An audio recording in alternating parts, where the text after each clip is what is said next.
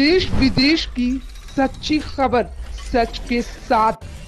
आप देख रहे हैं नेशनल इंडिया न्यूज। दिल्ली के बुढ़ाड़ी में रखा गया नामकरण उद्घाटन समारोह में तहबाजरी समिति के चेयरमैन श्री कौस्तुभ आनंद जी भी मौजूद रहे। उद्घाटन में स्वर्गीय श्री राम त्यागी जी एवं श्री राधे श्याम त्यागी जी के नाम पर नामकरण किया गया, जिसके मुख्य अतिथि रहे फैल बिहारी और जयप्रकाश जी एवं अन्य पदाधिकारी और भारतीय जनता पार्टी के कार्यकर्ताओं ने भी समारोह में सहयोग किया।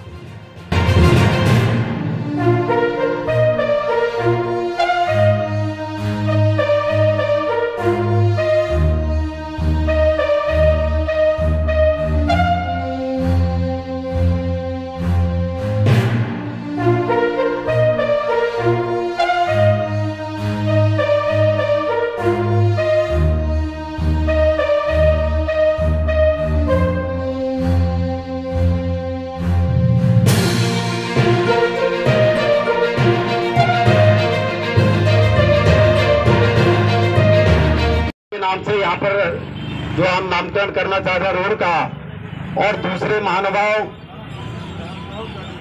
जो हमारे स्वतंत्रता सेनानी राधे श्याम त्यागी जी, उनके नाम से बाबा कॉलोनी में नामकरण का कार्यक्रम करेंगे। तो मैं सभी से निवेदन करना चाहूंगा कि पहले हम यहाँ पर नामकरण करेंगे और उसके बाद हम बाबा कॉलोनी पर जहाँ पर करना है वो, क्योंकि रास्ते में पड़ता है, वहीं से फिर रास्ता भी वापसी का है, इसलिए कार्यक्रम हमने यहाँ पर रखा था। सभी लोगों ने विस्तार पूर्वक सारी बातें बताई। हम पहले अपने विधायक जी जो स्वर्गीय श्रीमान श्री त्यागी जी, जिन्होंने इस क्षेत्र में विकास की गंगा बहाई थी, और जो हॉस्पिटल के ये गाथा आज गाते हैं, जो आज तक भी पूरा नहीं हुआ, लेकिन वो किस रूप में तैयार हुआ, लेकिन तैयार पूरा नहीं होने के बावजूद भी आज भी वो उसमें काम चल रहा है।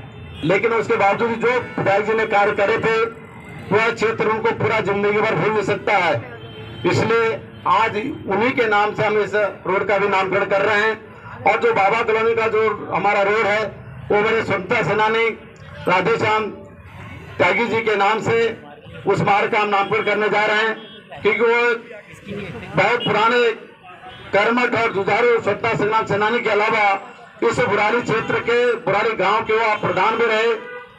बहुत सारी उन्होंने योजनाएं करी, और 1957 से लेके 1962 तक उस पीरियड में जब वो प्रधानमंत्री देश के थे, उनके साथ बुराड़ी की समस्याओं को लेके, कुछ जानवरों की जब यहाँ पर समस्या थी, गौशाला को जानवरों को कहाँ बांधा जाएगा, उनके लिए देश के प्रधानमंत्री के साथ यहाँ पर उन्होंने अनशन धरना प्रदर्शन करते हुए उनके लिए धौला कुआं में कोई जगह पे उपलब्ध करवाई थी।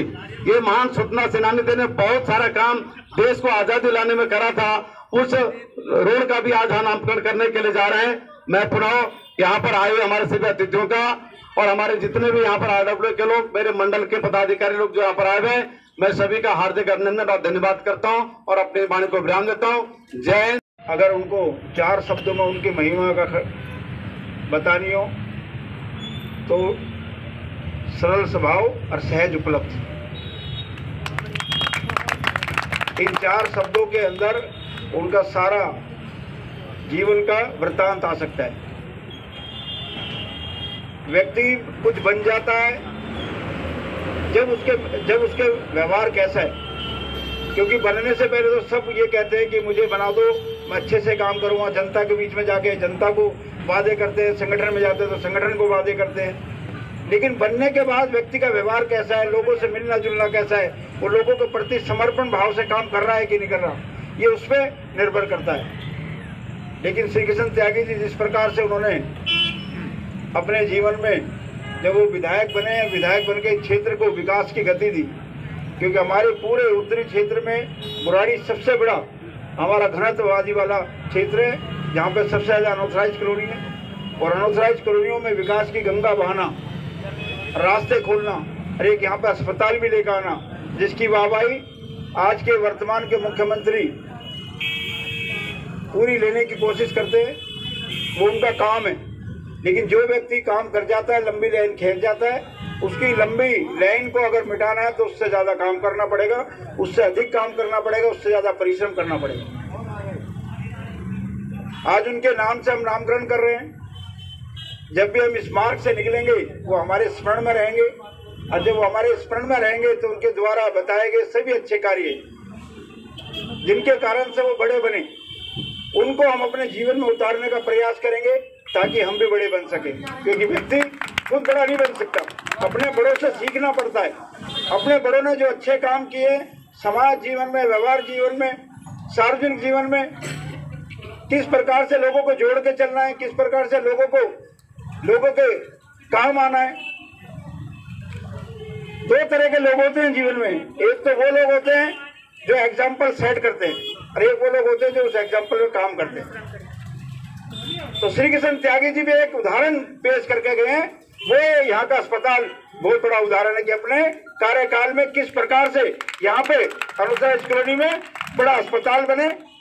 जो उन्होंने एग्जाम्पल सेट किया, दिल्ली सरकार उस एग्जाम्पल को बार बार दोहरा करके उसका श्रेय लेने का प्रयास करती है। छैल बिहारी जी ने बताया आज नगर निगम विपरीत परिस्थिति में काम कर रही है। अगर हम फंड की बात करें तो दिल्ली सरकार हमारे फंड्स दे नहीं रही। 13,000 करोड़ की लड़ाई को हमने दिल्ली की गली गली मोहल्ले मोहल्ले पहुंचाया है। आज पूरी दिल्ली का जनमानस, चाहे वो गरीब बस्ती में रहता है, चाहे नौतराज कॉलोनी में रहता है, चाहे पोस्ट कॉलोनी में रहता है, सबको पता है कि दिल्ली सरकार ने तीनों निगमों को 13,000 करोड़ रुपया रोका हुआ है। अगर दिल्ली की जनता को मूलभूत सुविधाएं देनी है तो नगर निगम से के अलावा कोई एजेंसी नहीं है। कोविड काल की बात हुई, मैं बताना चाहता हूं इस दिल्ली को अगर कोविड से बचाने में किसी ने महत्वपूर्ण रोल अदा किया है तो देश के माननीय प्रधानमंत्री मोदी जी का मार्गदर्शन और नगर निगम की मेहनत। पिछले वर्ष की बात है, मुझे अच्छी तरह पता है, फरवरी के महीने के अंदर ही विधानसभा के चुनाव के नतीजे आए थे।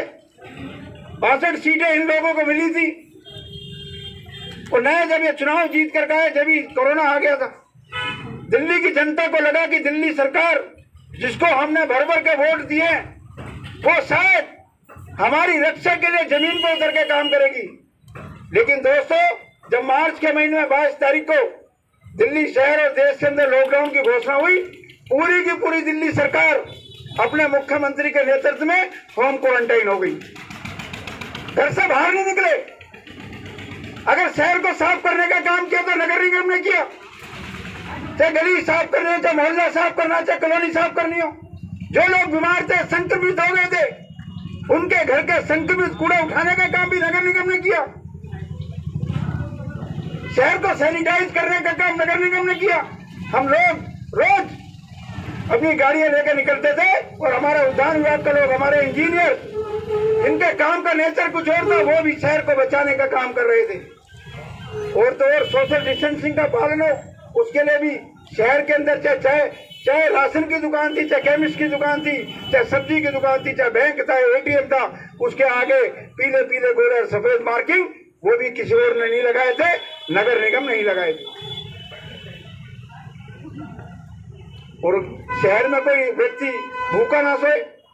हमारे मातृ संगठन के नेतृत्व में, हमारे राष्ट्रीय अध्यक्ष जी के आह्वान पर हमने चाहे सूखा राशन हो, चाहे गीला, चाहे बना हुआ भोजन हो, हम सब ने अनेक ऐसे कार्यक्रम किए कि लोगों तक हम भोजन पहुंचाएं।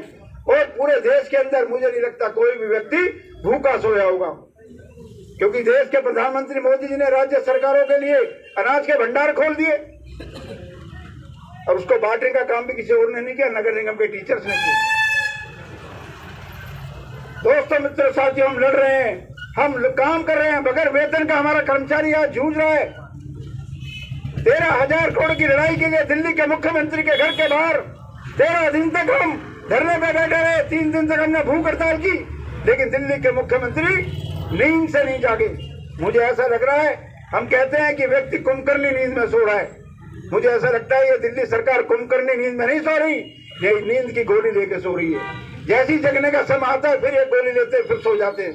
दिल्ली की जनता के प्रति इनकी कोई जवाबदेही नहीं है। अभी अनाथाइज कॉलोनी के अंदर जितने भी है स्ट्रीट लाइटें सब बंद होने के कगार पर आ गई है। एनडीपीएल ने कह दिया हम सारी लाइटों को बंद कर देंगे। हमारा इलेक्ट्रिसिटी टैक्स दिल्ली सरकार ने रोका हुआ है।